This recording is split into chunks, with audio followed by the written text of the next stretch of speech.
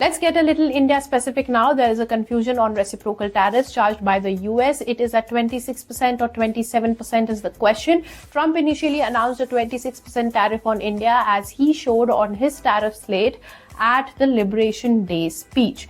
But later, the White House Annex Document showed a tariff of 27% on India, and some other countries also these tariffs varied by around 1%. So that raised a confusion if the tariff is 26% or 27%. But on April 3rd, the White House has cleared the confusion, and in the latest Annex Document, it showed that the tariffs have been revised to 26%, and the changes for other countries have also been made to original.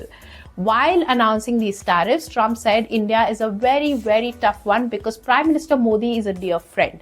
But he said that India is not treating America right. So as India charges 57% tariff on US will charge 26% discounted tariffs on India. But the Commerce Ministry is not very happy with the tariffs as it is even lesser than Asian countries like China, which is now paying a 54% collective tariff, Vietnam at 46%. But this is still bad for India.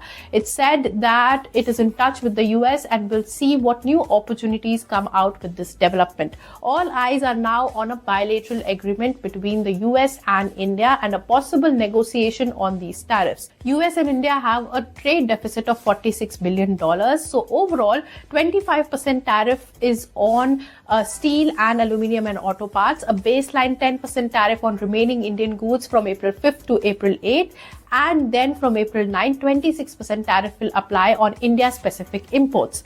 Sectors that remain exempt from these tariffs are pharma, semiconductors, energy products, and copper. Sector-wise, jewelry and gems will be highly impacted with this tariff. IT will also be significantly impacted. Auto parts and auto will be hit too. Hence, the stock market impact will also be sector-based and company-specific because depending on how much dependence it has on US-based revenue, the market will react. Now, there are positives and negatives to this development. Positive is that in the Asian territory, India's tariff is relatively lower versus the trading partners of the US, which means that India is in a better place and a manufacturing destination in Asia.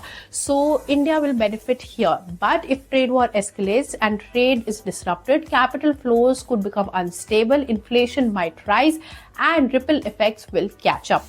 And when you look deeper, if the global trade conflict increases import costs, it will be bad for India as India relies on imported energy, machinery, and sophisticated components.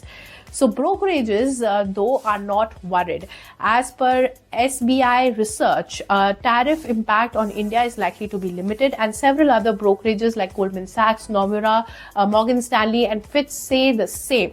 Goldman Sachs says that India's gross exports to the US is one of the lowest among the emerging market peers, and Fitch says that its low reliance on external demand makes it somewhat insulated. To Nomura, India is still one of Asia's resilient economies in the ongoing trade conflict. With China being hit by massive tariffs and Vietnam too, India is kind of the next best alternative for manufacturing because the rates here are lower than these countries. If you like this video, then like, share and subscribe to ET Now.